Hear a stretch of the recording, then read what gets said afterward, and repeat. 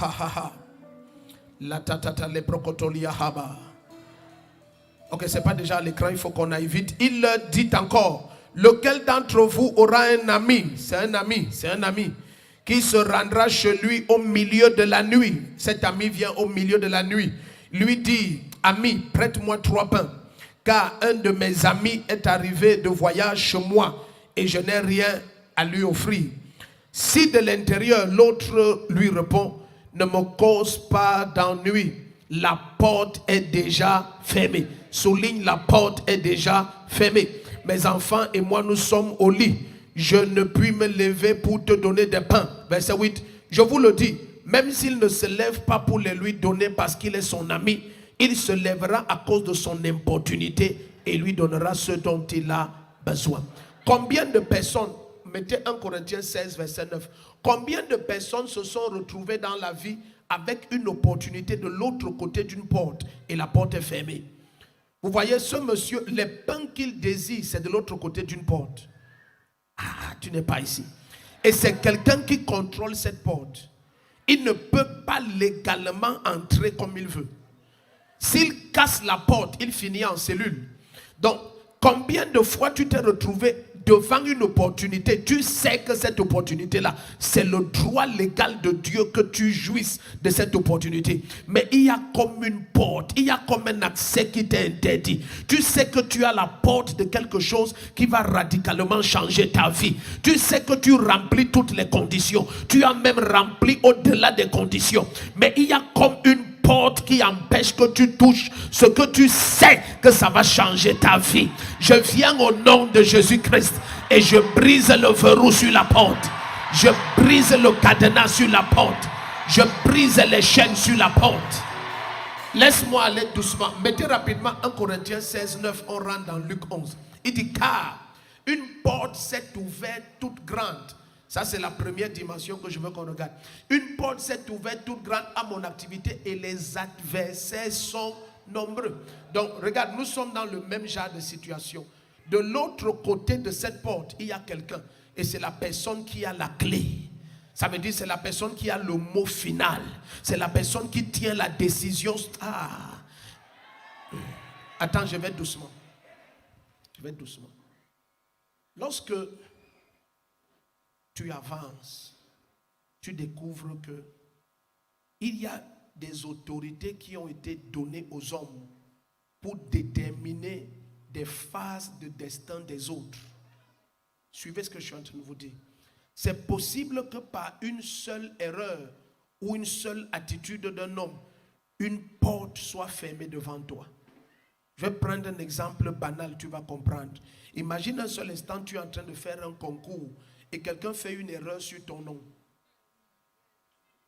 Tu as réussi le concours, peut-être tu t'appelles Adjata Deto et la personne écrit Adjata Toda. Ce n'est plus toi. C'est une erreur par quelqu'un qui a pouvoir de décision et il vient de donner. Est-ce que vous savez qu'il y a eu un concours, je tais le nom du concours, où on a affiché le nom de quelqu'un dans un ordre discontinu. Et c'est un concours, c'était un concours très important, dans un ordre discontinu. C'est quelqu'un d'autre qui est allé parce que la personne a son nom et la personne n'avait pas fait le concours. Non, il n'avait pas fait le concours. Je vous raconte une histoire vraie dans ce Cameroun. La personne n'avait pas fait. C'était tellement sérieux que c'est une autorité de ce pays qui est toujours en place, qui a dû intervenir. Et il a dit, bon, on ne peut plus rien faire. L'école a avancé. Qu'on ajoute celui-ci. Donc c'est quelqu'un qui a vu l'erreur et est allé intervenir auprès du ministre. Et il dit, c'est grave, on a fait une erreur. La manière qu'on a aligné, le gars, si c'était lui notre major. Mais on a fait une erreur. Tel qu'on a fait sortir les noms, il y a quelqu'un qui fréquente là depuis. Ce n'est pas la bonne personne. Donc on dit peut-être Janta Detu Tutu. Et on met Janta Tutun Jetu. Et quelqu'un qui s'appelle comme ça, il est venu. Et il dit, c'est moi. Donc la porte du destin de l'autre, ça a été ouvert devant quelqu'un.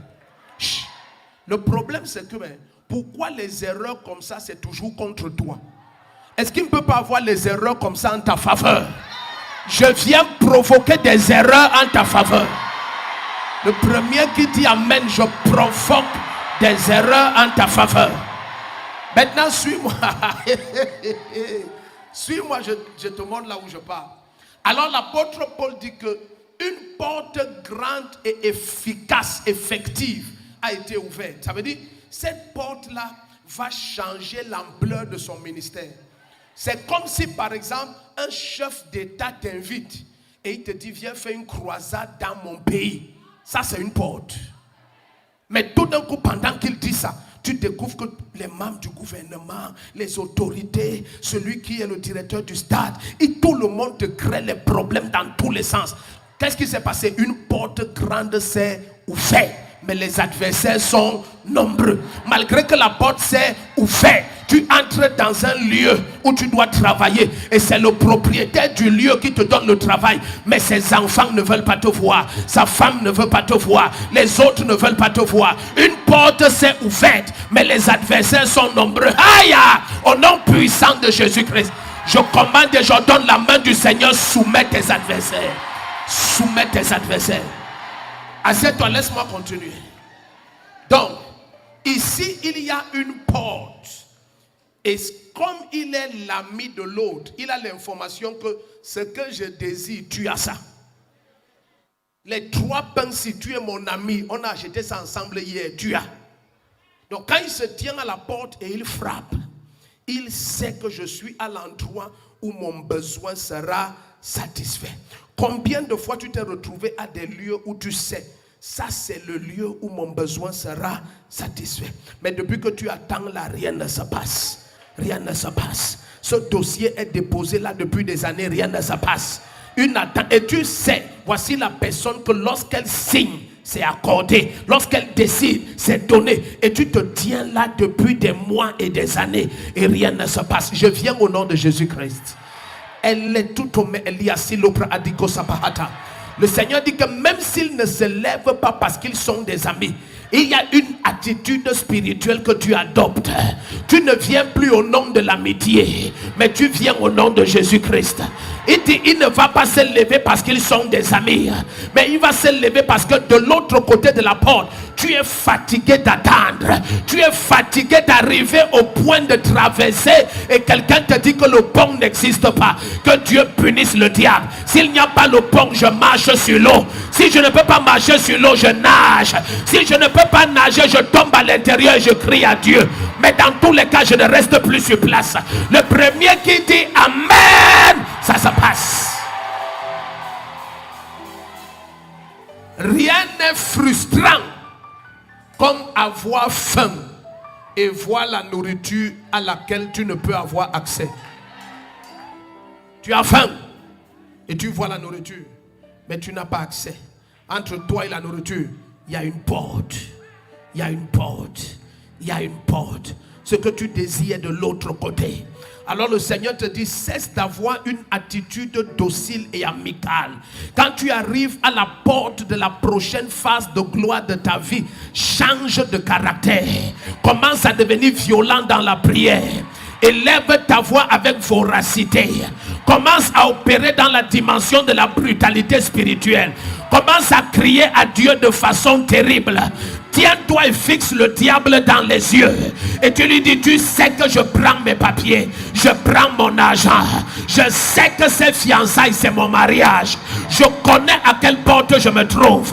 Les adversaires sont nombreux.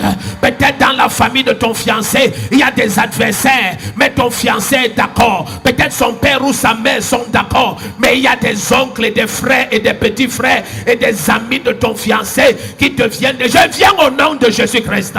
Cesse d'être amical avec les gens qui te cherchent querelle. Le Seigneur dit dans le psaume 130 à partir du verset 20, moi je suis pour la paix, mais quand je parle, il cherche la guerre. Si quelqu'un te veut la guerre, réponds-lui avec une double guerre. Cesse d'être nonchalant sur la route de ton destin. Bien-aimé, depuis les jours de Jean-Baptiste jusqu'à présent, le royaume est soumis à la violence et seules les violences n'en ont pas force. Tu as suffisamment été gentil, tu as suffisamment été poli, tu as suffisamment frappé, tu as suffisamment attendu. Le moment est venu. Casse la porte et entre. J'ai dit casse la porte et entre. Le premier qui se lève et dit Amen, la porte tombe. Assieds-toi. Zelohoto Prahadia.